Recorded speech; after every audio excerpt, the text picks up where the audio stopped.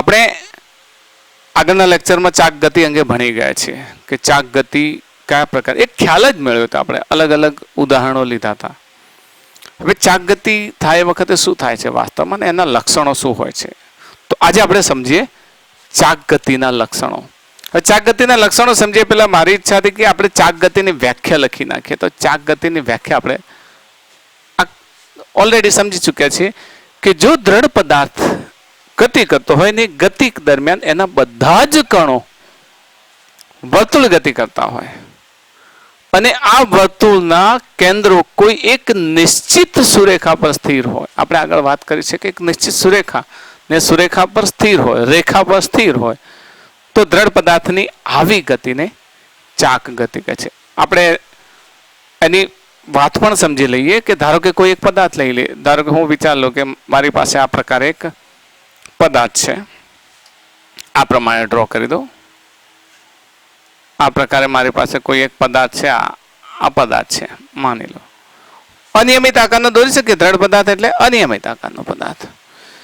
હવે આ દ્રઢ પદાર્થ ને હું ચાક ગતિ કરે છે એવું માની લો અને અહીંયા આગળ કોઈ પણ એક બિંદુ લઈ લો કે જે આપણા યામાક્ષ પદ્ધતિનું ઉગમ બિંદુ છે. ધારો કે મેં આ પ્રમાણે આ વાયામ દોરી લીધો, બરાબર. યામ પદ્ધતિ હું બનાવી દઉં. આ એક્સ યામ દોરી દઉં છું અને આ ઝેડ યામ દોરી દઉં છું. Just this kind of X Y Z યામ લઈ લઈએ. એક્સ યામ, વાય યામ અને આ ઝેડ યામ. હવે આ પદાર્થ ગતિ કરે છે. ઉદાહરણ તરીકે હું આના અલગ અલગ કણો લઈ લઉં. ધારો કે હું P1 કણ લઉં છું અહીંયા આગળ. P1 particle 1. તો પાર્ટિકલ અહીંયા જેટલો દૂર હશે એટલો દૂર અહીંયા આગળ વિચારી અને એક વર્તુળાકાર એનો માર્ગ વિચારી લઈએ. તો જ્યારે પણ આ પદાર્થ ચાક ગતિ કરે ત્યારે આ વર્તુળાકાર માર્ગ પર ગતિ કરે છે માની લઈએ. એક બીજો અહીંયા નજીક લઈ લે, ચલો ને P2. જેટલો દૂર છે એટલા દૂરથી આપણે વિચારી લઈએ કે આ એનું વર્તુળ છે, તો આ વર્તુળાકાર માર્ગ પર ગતિ કરે છે. ત્રીજો કોઈ લઈ લઈએ, અહીંયા વિચારી લો ને. તો જેટલો દૂર છે એટલા જ માર્ગે ગતિ કરે છે, તો આ P3. તો P1, P2, P3. P1 જે માર્ગે ગતિ કરે છે એની ત્રિજ્યા વિચારી લો કે કઈ છે, R1, અને એનું સેન્ટર કયું છે, C1. આ પ્રમાણે લઈ શકીએ. P2 જે વર્તુળાકાર માર્ગે ગતિ કરે છે એની ત્રિજ્યા R2 અને એનું સેન્ટર C2. સિમિલરલી આ P3 નું R3 અને સેન્ટર C3. તો આ દરેકે દરેક પદ મેં ઉદાહરણ તરીકે 3 લીધા છે. આ દ્રઢ પદાર્થનો તો દરેક કણ વર્તુળાકાર ગતિ કરે છે. તો આ વર્તુળાકાર ગતિ કરે છે તો એના સેન્ટર C1, C2, C3 એ જે અક્ષ પર આવેલા હોય છે, આ જે રેખા છે એને આપણે શું કહીશું, ભ્રમણાક્ષ. ઓકે, ભ્રમણાક્ષ તરીકે ઓળખીએ છીએ. આ O છે ઉગમ બિંદુ છે. તો અહીંયા એની ભ્રમણાક્ષ કઈ બની, કઈ ભ્રમણાક્ષ બની, વાયક્ષ બની. બરાબર ને. અહીંયા એની ભ્રમણાક્ષ વાયક્ષ બની કે પદાર્થ આમ ગતિ કરે છે. જો પદાર્થ આમ ગતિ કરતો હોત તો મારો બ્લોક છે એ બ્લોકને આ પ્રમાણે મેં ગોઠવી અને આમ ફેરવે છે, તો આ કઈ અક્ષ એની ભ્રમણાક્ષ બની, વાયક્ષ.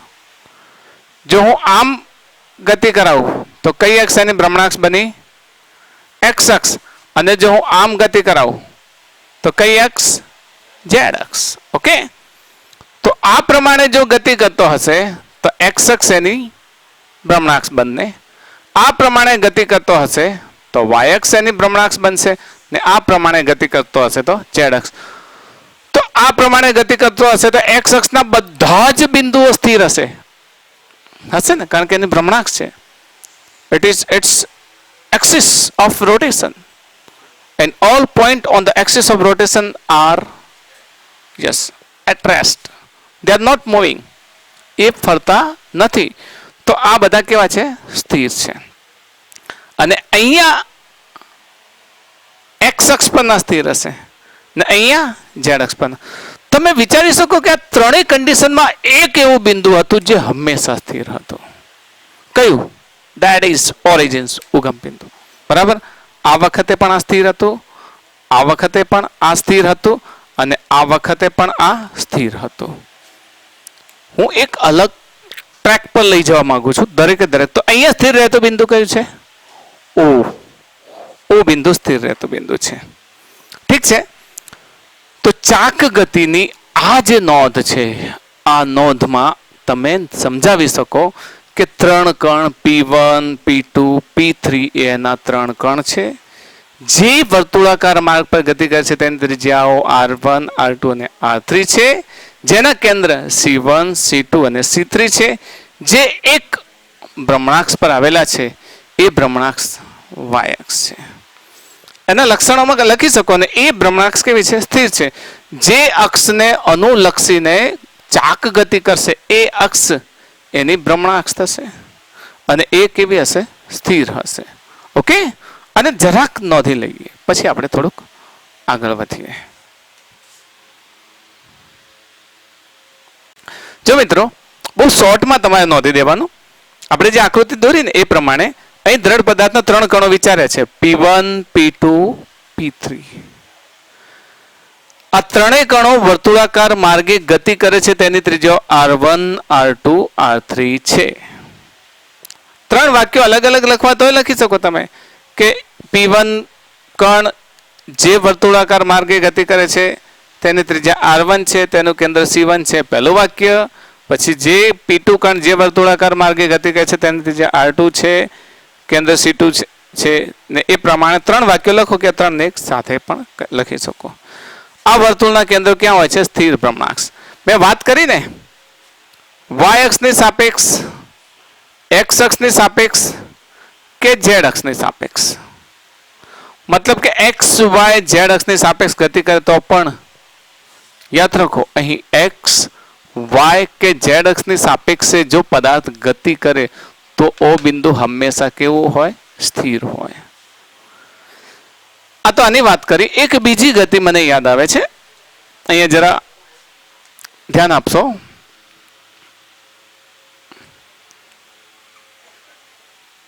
અહીંયા થોડું તમને એનું મોશન પણ દેખાશે. ભમરડાની ગતિ. ભમરડાની ગતિ તમે જોઈ છે ને? ચાક ગતિ તો છે જ, પણ એક અલગ પ્રકારની ગતિ છે. અહીંયા જો તમને હું પ્રોજેક્શન બતાવી દઉં. આ જો એક પ્લેટમાં ભમરડો ફરે છે. જો બે ભમરડા ફરે છે. તો ભમરડો કેવા પ્રકારની ગતિ કરે છે? જો પોતાની જગ્યા પર તો ગતિ કરે છે, એ ઉપરાંત એક આમ આમ પણ ગતિ કરે છે. જો આપણે એ ફરતો જ રહેશે. અહીંયા આપણે ધ્યાન આપીએ. આ ધારો કે આ પ્રમાણે ગતિ કરે છે. તો અહીંયા આપણે ભમરડાને બનાવીએ.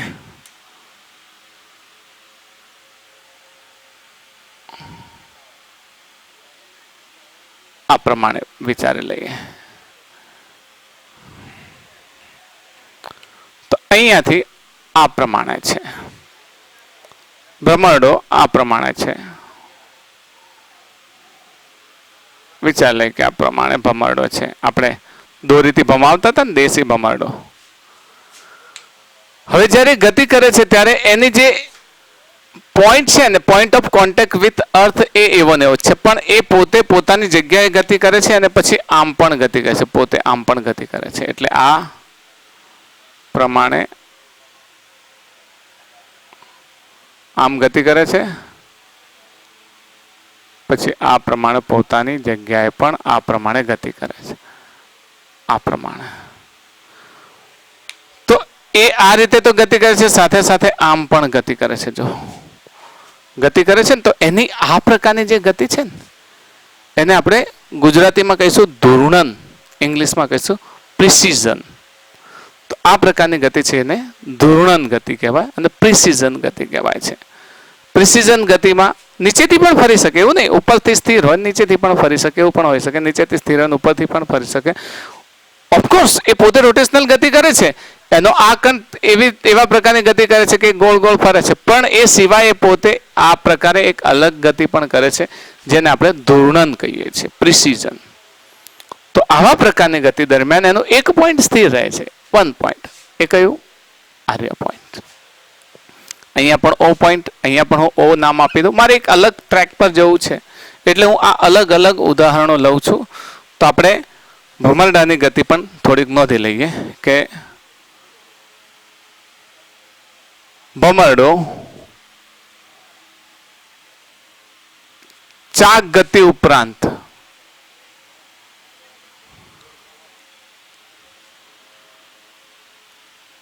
એક બીજા પ્રકારની પણ ગતિ કરે છે.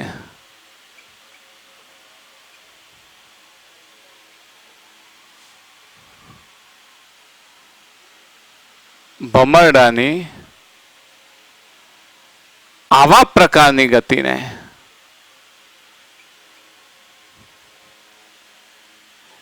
ધૂર્ણન, એને ઇંગ્લિશમાં શું કહીશું?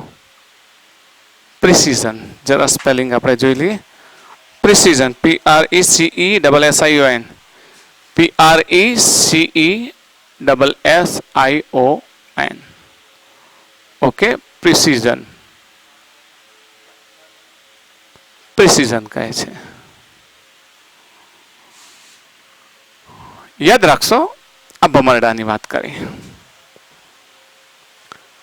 ટેબલ ફેન યાદ છે તમને? ટેબલ ફેનની ગતિ, ટેબલ ફેનની ગતિને પણ આપણે નોંધી લઈએ. અહીંયા નાનકડો ટેબલ ફેન પણ પ્રોજેક્શન થશે, હું અહીંયા સમજાવી દઉં છું. ટેબલ ફેન તમે જોયો હશે, કેવી રીતે ગતિ કરે છે? તો ધારો કે આ ટેબલ ફેન છે, આ ટેબલ ફેનના પાંખિયાને વિચાર લઈએ કે આ ટેબલ ફેનના પાંખિયા છે. જો હવે આ ટેબલ ફેન જ્યારે ફરે છે, તમે ટેબલ ફેન વિશે તો જાણો છો ને?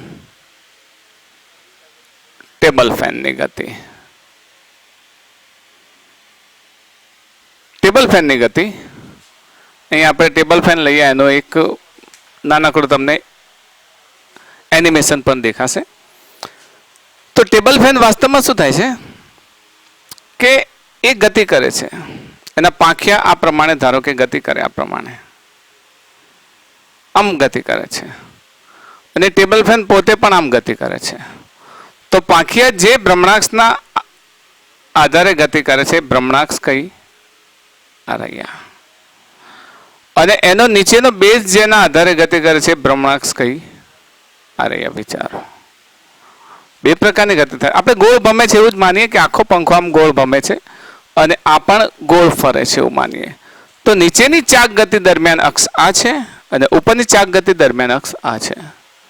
બંને ચાક ગતિ છે, આમ ફરે છે એટલે આ ચાક ગતિ, અને આના પાંખિયા ફરે છે એટલે એ પણ ચાક ગતિ. તે ચાક ગતિ દરમિયાન એનું આ એક બિંદુ છે O, અહીંયા દેખાય છે જો તમને. આ બિંદુ એક કેવું રહેશે? સ્થિર રહે છે. O બિંદુ સ્થિર છે. તો આ O બિંદુ જે સ્થિર છે, યાદ રાખો દરેક જગ્યાએ હું એક સ્થિર બિંદુ બતાવું છું. O બિંદુ સ્થિર છે, કારણ કે જો આ જે ફેન છે, આ ફેનમાં એના પાંખિયાની ચાક ગતિ છે, તો પાંખિયાના દરેકે દરેક કણ શું કરશે? વર્તુળ ગતિ કરે છે. એટલે પાંખીઓ પોતે પણ ચાક ગતિ કરે છે, એટલે આ ભ્રમણાક્ષ એના પાંખિયાની છે. પછી આખો પંખો પણ આમ નથી, આમ હવા આપવા માટે ધારો કે ફરે છે, આપણે આમ વિચાર લઈએ કે ગોળ ગોળ ફરે છે. તો એ ચાક ગતિ દરમિયાન અક્ષ કઈ હશે? આ. બંને અક્ષને અનુલક્ષીને એક આ બિંદુ છે જે હંમેશા કેવું રહે છે? સ્થિર રહે છે. તો આ સ્થિર રહેતું બિંદુ છે. મેં અહીંયા પણ O બિંદુને સ્થિર વાત કરી, અહીંયા O બિંદુને સ્થિર રહેવાની વાત કરી. પછી અહીંયા પણ જુઓ, અહીંયા પણ O બિંદુ સ્થિર રહે છે. તો ચાક ગતિના લક્ષણો દરમિયાન એના એક બિંદુને આપણે દરેક જગ્યાએ સ્થિર રાખ્યું છે. હું હવે તમને દ્રવ્યમાન કેન્દ્ર તરફ લઈ જવા માંગુ છું. તો દ્રવ્યમાન કેન્દ્ર તરફ કોઈ પદાર્થ, આ ચાક ગતિના લક્ષણોમાંથી જ મારે તમને દ્રવ્યમાન કેન્દ્ર તરફ લઈ જવો છે.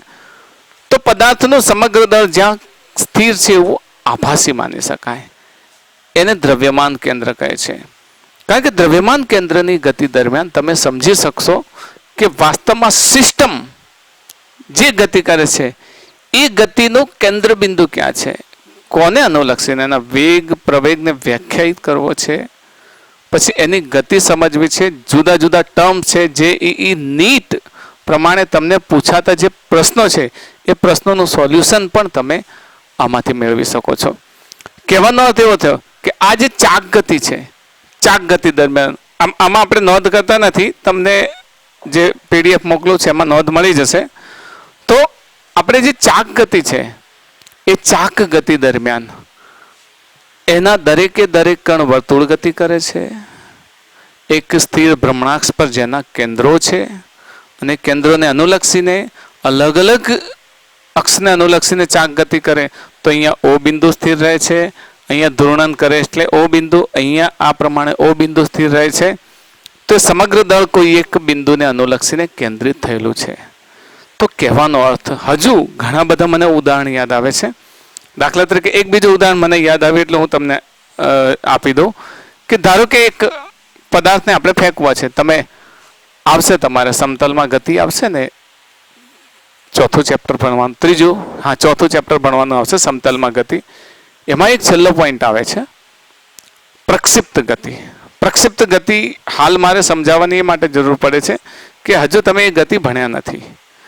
તો પ્રક્ષિપ્ત ગતિ તમે જુઓ છો કે દાખલા તરીકે ફૂટબોલનો ખેલાડી છે, એ ફૂટબોલને કિક મારે એટલે ફૂટબોલ આમ કિક મારે એટલે આ પ્રમાણે અહીંયાથી સમજીએ કે ફૂટબોલનો ખેલાડી છે, આ ગ્રાઉન્ડ છે, ગ્રાઉન્ડ પર આ જગ્યાએથી ફૂટબોલને કિક મારે એટલે ફૂટબોલ આ પ્રમાણે જઈ અને આ પ્રમાણે એક બીજી જગ્યાએ લેન્ડિંગ કરે છે. તો આ જે ગતિ છે, આવા પ્રકારની ગતિને શું કહેવાય છે? પ્રક્ષિપ્ત ગતિ, પ્રોજેક્ટાઇલ મોશન, પ્રક્ષિપ્ત ગતિ.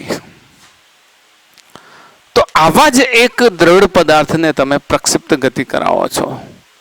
પ્રક્ષિપ્ત ગતિ કરાવો છો એટલે ધારો કે એક હથોડી છે, એ હથોડીને તમે ફેંકો છો આમ સ્થિર જ, આ પ્રમાણે હથોડીને ફેંકો છો, તો એ હથોડી આ પ્રમાણે ગતિ કરે છે. ધારો કે આ હથોડીનો હેન્ડલ આ પ્રમાણે હું ઉપર લઈ લઉં, આ એનું હેન્ડલ છે, તો એનો આ પોઈન્ટ છે.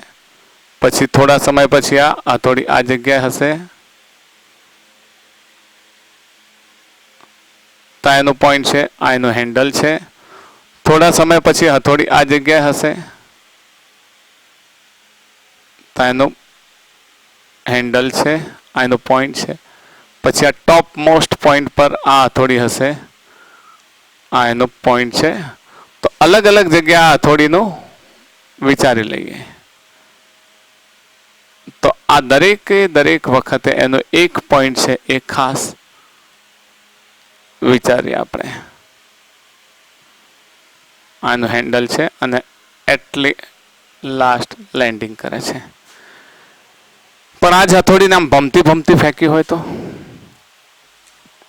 આ પ્રકારે પ્રોજેક્ટાઇલ મોશન કરશે. જો ફરીથી બતાવું છું, આ પથ છે પ્રોજેક્ટાઇલનો.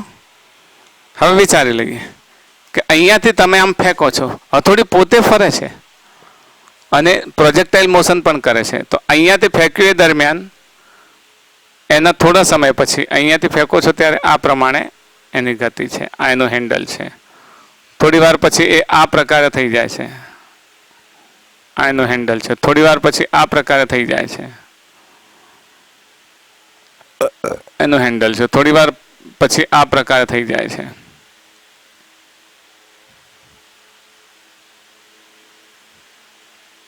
આ પ્રકાર થઈ જાય છે, આ એનું હેન્ડલ છે. તો એમ કરતા કરતા તમે જુદી જુદી પ્રકારે મોશન એની જોશો, જુદા જુદા પ્રકારે. તો દરેક વખતે એના અલગ અલગ કણોની ગતિ અલગ અલગ હોય છે.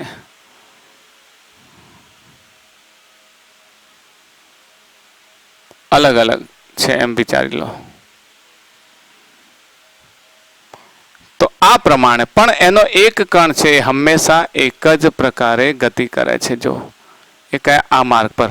જેને હેન્ડલની વાત કરો તો હેન્ડલ કેવી રીતે ગતિ કરી, આમ ગયું, વળી પાછું આમ ગયું, આમ નીચે ગયું, આમ ગયું.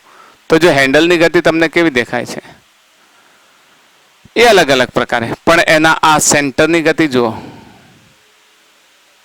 તો આ બિંદુ હંમેશા કેવું છે, એક જ માર્ગે ગતિ કરે છે. તો આ જે છે એ ગતિ દરમિયાન એનો આ જે પોઈન્ટ છે એ હંમેશા સ્થિર રહે છે.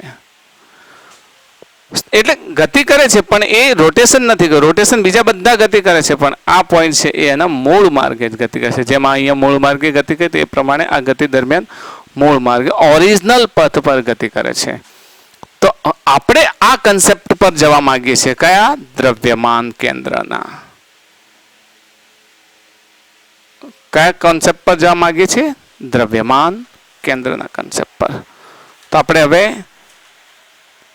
કોઈ પણ અક્ષના સંદર્ભમાં, હા જો પદાર્થ કોઈ પણ અક્ષના, અહીંયા ધ્યાન આપો, પદાર્થ કોઈ પણ અક્ષના સંદર્ભમાં ગતિ કરે છે. અહીંયા એક્સ, વાય અક્ષ, એક્સ અક્ષ કે ઝેડ અક્ષના સંદર્ભમાં ગતિ કરશે. હમણાં વાત કરી હતી ને, ફરી સમજાવું છું. આ વાય અક્ષ, એક્સ અક્ષ કે ઝેડ અક્ષ, જો પદાર્થ કોઈ પણ અક્ષના સંદર્ભમાં ગતિ કરે તો એનો એક બિંદુ હંમેશા સ્થિર રહે છે. કયું, ઓ બિંદુ.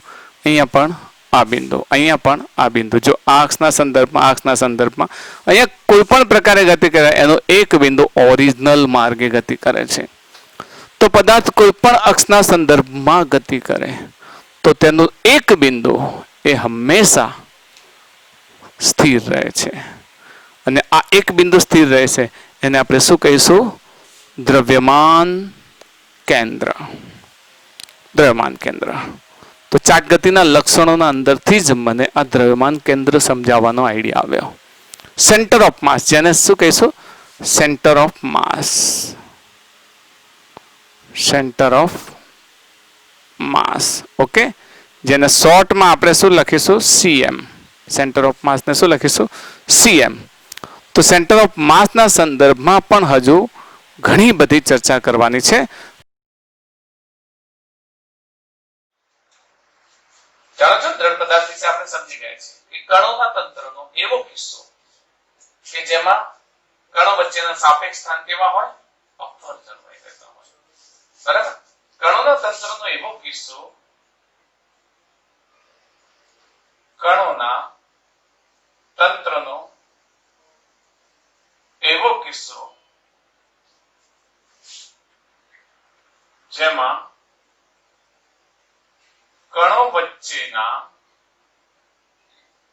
સાપેક્ષ સ્થાન અપવર જળવાઈ રહેતા હોય.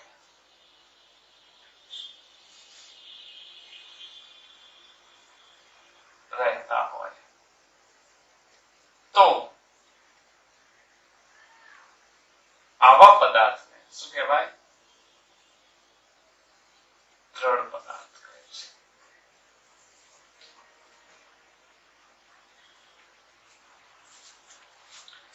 જ્યારે આપણે દ્રઢ પદાર્થ વિશે સમજ્યા તો એના વિશે ઘણી બધી વાતો પણ આપણે ઇન્ટ્રોડક્શનમાં કરી દીધી છે. પણ દ્રઢ પદાર્થ જ્યારે ગતિ કરે, ચાર ગતિ આપણે ડિફાઇન કરી દીધી છે, એના ગુણધર્મો સમજી ગયા. પણ જો દ્રઢ પદાર્થ ગતિ કરે તો કેવા પ્રકારની ગતિ કરી શકતો હોય છે? તો દ્રઢ પદાર્થ જે ગતિ કરે છે એ બે પ્રકારની ગતિ કરતો હોય. દાખલા તરીકે પહેલી ગતિ છે જેને સ્થાનાંતરિત ગતિ કહીએ છીએ.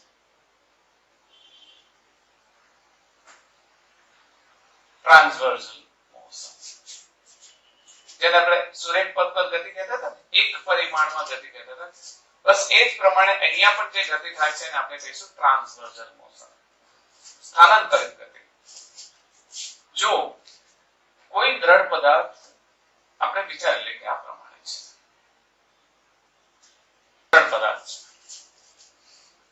દ્રઢ પદાર્થનું આ એક એ બિંદુ છે અને એક બી બિંદુ છે.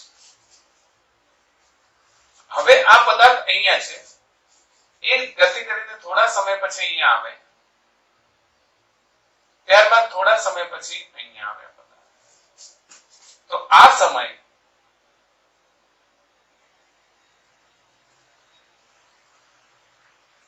એ પદાર્થ એ સ્થાને જ રહે છે અને બી પદાર્થ બી સ્થાને જ રહે છે.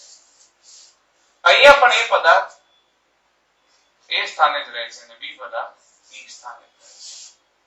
ફોર એક્ઝામ્પલ, મારી પાસે આ પદાર્થ છે, માની લો આ દ્રઢ પદાર્થ છે. દ્રઢ પદાર્થની કેવી ગતિ? આ પ્રકારની ગતિ. સમજો છો ને? આમ સીધી સીધી ગતિ. હવે આ ગતિમાં પહેલા અહીંયા છે, થોડા સમય પછી સ્થાનાંતર અહીંયા થાય છે, પછી સ્થાનાંતર અહીંયા થાય છે. તો આ પ્રકારની ગતિ આ સ્થાનાંતરિત ગતિ કહેવાશે. એના બિંદુઓ છે ને રોટેશન કરતા નથી, વર્તુળ ગતિ કરતા નથી. જો આ જ ઘટનાને આપણે કોઈ ઇન્ક્લાઇન પર વિચાર કરીએ તો એક ઢાળ છે,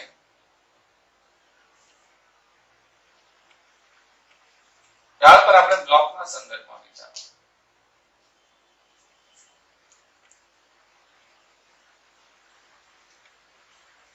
થોડો નાનો કરી દઈએ બ્લોક.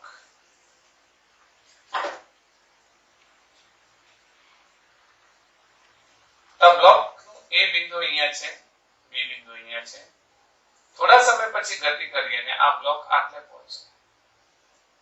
તો એ સમય પણ એનો એ બિંદુ અહીંયા છે અને બી બિંદુ અહીંયા છે. તો અહીંયાથી અહીંયા સુધી એની જે ગતિ કરી અથવા અહીંયાથી અહીંયા સુધી ગતિ કરી, તો આ ગતિ કેવી કહેવાય? સ્થાનાંતરિત ગતિ. ઓકે, આ ગતિને કેવી ગતિ કહીશું? સ્થાનાંતરિત ગતિ. અને આ જ ગતિ જો આ પ્રમાણે લીધી હોય, એક તો પદાર્થ અહીંયા છે, એક જ જગ્યાએ છે, એનો એ બિંદુ અહીંયા છે, બી બિંદુ અહીંયા છે અને સતત એક જ જગ્યાએ ગતિ કરે છે. તો સેન્ટર થી થોડા સમય પછી જુઓ તો એ બિંદુ ફરીને અહીંયા આવી ગયું, બી બિંદુ ફરીને અહીંયા આવી ગયું. મતલબ એક જ સ્થાન પર આ પદાર્થ છે, એક જ સ્થાન પર ગતિ કરે છે આ પ્રમાણે. તો આ ગતિ કેવી કહેવાશે? ચાલ ગતિ કહેવાશે. કહેવાશે ચાલ ગતિ. કેમ?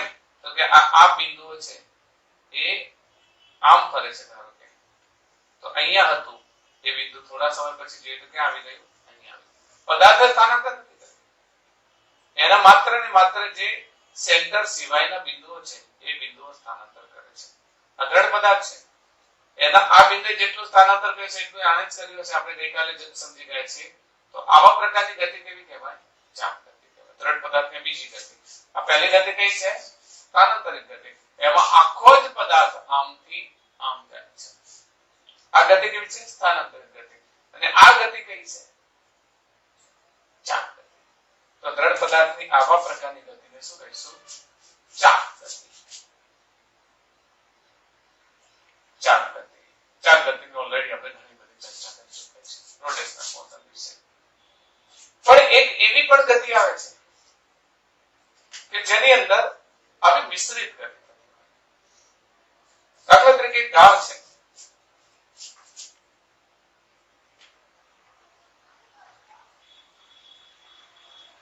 મિશ્રિત ગતિ. દાખલા તરીકે ઢાળ. હવે આ સેન્ટર છે, આનો એ બિંદુ અહીંયા છે, બી બિંદુ અહીંયા છે. આ નળાકાર ગબડે છે. ગબડે ત્યારે એનું જે સેન્ટર છે એ સેન્ટર થોડી વાર પછી આપણે જોઈએ તો એનું સેન્ટર ફરી પાછું અહીંયાથી અહીંયા આવે. બરાબર? તો આ કેન્દ્રએ કેવી ગતિ કરી? કેન્દ્રની ગતિ કેવી હશે? સ્થાનાંતરિત ગતિ. કેવી હશે? સ્થાનાંતરિત ગતિ. જ્યારે આ એ બિંદુ અહીંયા હતું એ હવે અહીંયા આવી ગયું અને બી બિંદુ અહીંયા આવી ગયું. તો આ પ્રમાણે ગબડીને ગતિ થાય છે. ગબડે ત્યારે એના આ દરેકે દરેક કણો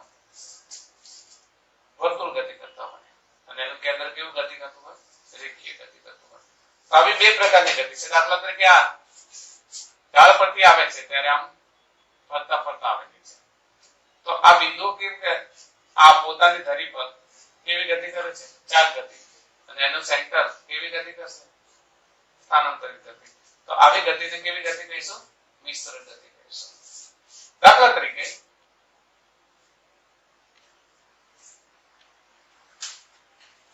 ઢાળ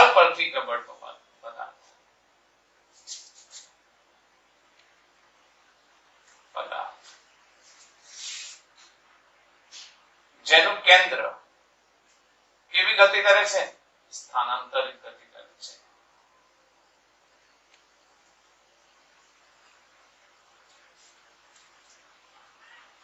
જ્યારે તેના અન્ય બિંદુઓ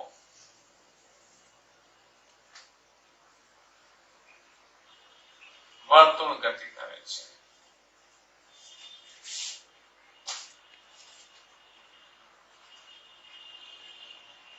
ટૂંકમાં પદાર્થ ચાલ ગતિ તેમજ રેખીય ગતિ બંને પ્રકારની ગતિ કરતો હોવાથી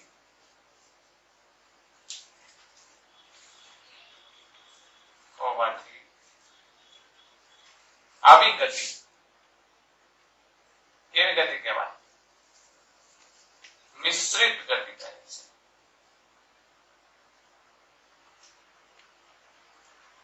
ઓકે, આવી ગતિને કેવી ગતિ કહેવાય? મિશ્રિત ગતિ કહેવાય. હવે આ મિશ્રિત ગતિ ઢાળ પરથી ગબડતી ગતિ છે. એક બીજી પણ ગતિનો વિચાર કરી લઈએ. ધારો કે પદાર્થ છે અને તમે આમ ફેરવો છો, જો હું આમ ફેરવું કે આમ ઉછાળો, જો આમ ફેરવું ત્યારે શું થાય છે? ચાક ગતિ થાય છે. પદાર્થ ચાક ગતિ કરે છે. હવે ચાક ગતિ કરી દરમિયાન એની અક્ષ સ્થિર છે, પણ આ અક્ષ ઉપર જઈને નીચે આવે છે કે હું આમ કઈ આમ ફેંકું, ગમે તે પ્રમાણે ફેંકું તો પોતે ચાક ગતિ કરે છે. એ ઉપરાંત એ કેવી ગતિ કરે છે? ધારો કે મેં અહીંયાથી આમ ફેંક્યું તો ચાક ગતિ ઉપરાંત કેવી ગતિ કરી? પ્રક્ષિપ્ત ગતિ કરી. તો મિશ્રિત ગતિમાં આ પ્રકારની ગતિ પણ લઈ શકાય. ધારો કે કોઈ પદાર્થને તમે ઉછાળો છો, મિશ્રિત ગતિમાં શુદ્ધ સ્થાનાંતરિત ગતિ પણ લઈ શકાય અને ચાક ગતિ પણ લઈ શકાય. તો શુદ્ધ સ્થાનાંતરિત ગતિ અને ચાક ગતિ એનું પણ ઉદાહરણ લઈ લઈએ. શુદ્ધ સ્થાનાંતરિત ગતિ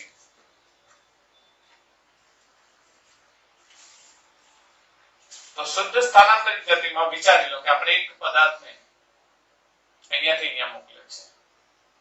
આ કઈ ગતિ છે તમે કહી શકો? જોયું, પ્રક્ષિપ્ત ગતિ. પ્રક્ષિપ્ત ગતિમાં એક પદાર્થને આ પ્રમાણે ઉછાળે છે.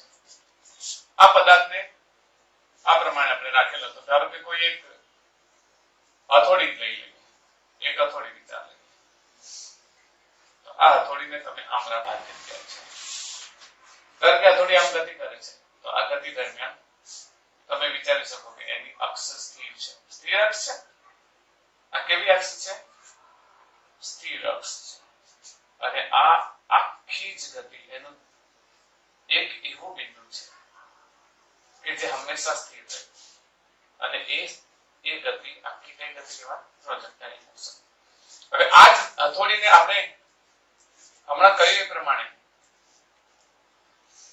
આમ ભમતી ફેંકી, આમ ભમતી હોય છતાંય તમે આમને આમ ફેંકી દો છો તો અહીંયાથી ફેંકવામાં આવતી હથોડી ધારો કે આ પ્રમાણે હોય,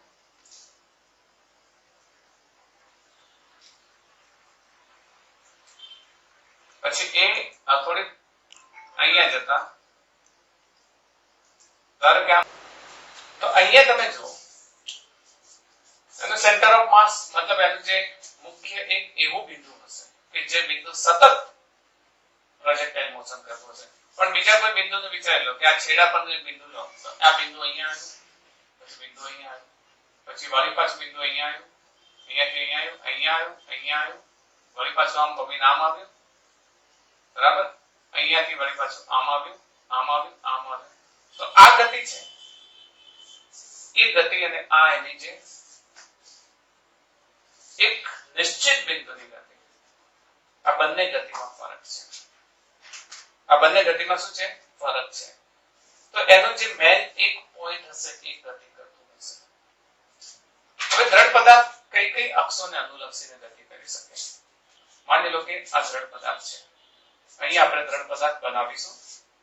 આ દ્રઢ પદાર્થની એક આ x અક્ષ લઈ લઈએ, આ લઈ લે y અક્ષ અને આ લઈ લે z અક્ષ. સમજો ઊભી અક્ષ કઈ છે? x અક્ષ. આ કઈ અક્ષ છે? y અક્ષ.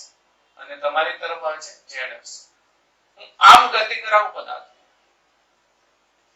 તેના બિંદુના જે વર્તુળનું જે સમતલ છે એ સમતલના કયા આ બિંદુના કેટલા યામ બદલાશે? 1 યામ બદલાશે, 2 યામ બદલાશે કે 3 યામ?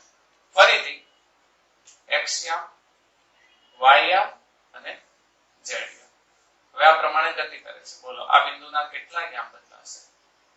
1 યામ બદલાશે કે 2 યામ બદલાશે? ફોર એક્ઝામ્પલ આપણે ઉદાહરણ તરીકે લઈએ. હવે આની જરૂર નથી, આને કાઢી દઈએ આપણે વિસ્તૃત ગતિ.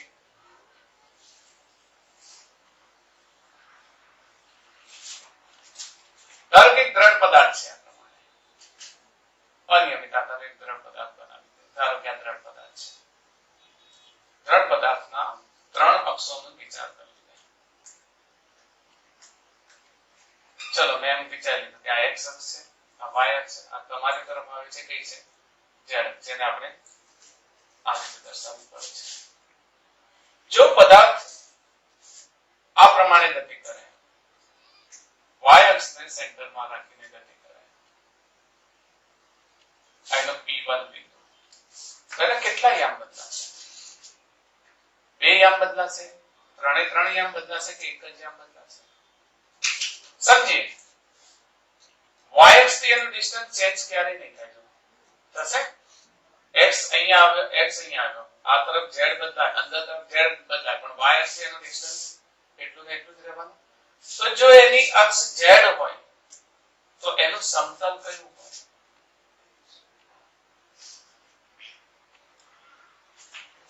xy સમતલ કયું હોય? એના વર્તુળના ગતિપથનું સમતલ કેવું હોય? xy. ને હંમેશા એની અક્ષને કેવું હશે? પરપેન્ડિક્યુલર, લંબ હશે. તો xy સમતલમાં જો દ્રઢ પદાર્થ ગતિ કરતો હોય તો એનો y યામ એની અક્ષ બને અને y યામ દરેક બિંદુ માટે કેવો હશે? સ્થિર હશે. તો અહીંયા દ્રઢ પદાર્થ કેવી રીતે ગતિ કરે છે? આ પ્રકારે ગતિ કરે છે. ઓકે, હવે હું ગતિની દિશા બદલી દઉં. હું z અક્ષને અનુલક્ષીને ગતિ કરાવું તો એની ભ્રમણાક્ષ કઈ બનશે? z અક્ષ બનશે. કેટલા યામ બદલાશે? x y z માંથી 2. કયા કયા? x અને y. z નહીં બદલાય. કેમ નહીં બદલાય? કારણ કે z થી એનું ડિસ્ટન્સ દરેક વખતે કેવું રહે છે? કોન્સ્ટન્ટ રહે છે. અને હવે હું x અક્ષને અનુલક્ષીને ગતિ કરાવું તો કયા યામ બદલાશે? એના y અને z. આના પરથી આપણે એવું કહી શકીએ. હવે એક બીજી વાત કહી દઉં કે આમ હું ફેરવીશ, ધ્યાન આપજો, આ દ્રઢ પદાર્થનું આમ ફેરવીશ, આમ ફેરવીશ કે આમ ફેરવીશ, એક એવું બિંદુ છે જે હંમેશા સ્થિર રહેશે. એ કયું બિંદુ છે? એના સેન્ટર. ખ્યાલ આવે છે કે એક એવું બિંદુ હશે જે હંમેશા સ્થિર રહેશે. એ બિંદુને આપણે શું નામ આપીએ? Centre of rotation. એ બિંદુનું નામ શું છે? કોઈ પણ અક્ષના સંદર્ભમાં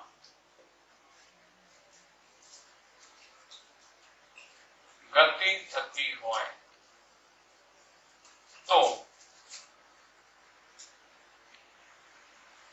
તેનો એક બિંદુ હંમેશા સ્થિર રહે છે. આ બિંદુને નામ આપીશું સેન્ટર ઓફ રોટેશન કે centre of mass. Centre of માસ જેને ગુજરાતીમાં શું કહીશું? દ્રવ્યમાન કેન્દ્ર કહે છે. ચાક ગતિમાં દ્રવ્યમાન કેન્દ્રનો અભ્યાસ બહુ જ અગત્યનો છે. ચાક ગતિ સમજવી હોય તો તેના દ્રવ્યમાન કેન્દ્રની ગતિ સમજવી જરૂરી છે. દ્રવ્યમાન કેન્દ્રનું વર્તણૂક સમજવું જરૂરી છે. આપણા પ્રકરણનું નામ જ છે કણોના તંત્રનું ગતિ વિજ્ઞાન અને ચાક ગતિ. તો હવે આપણે જોઈએ કણોના તંત્ર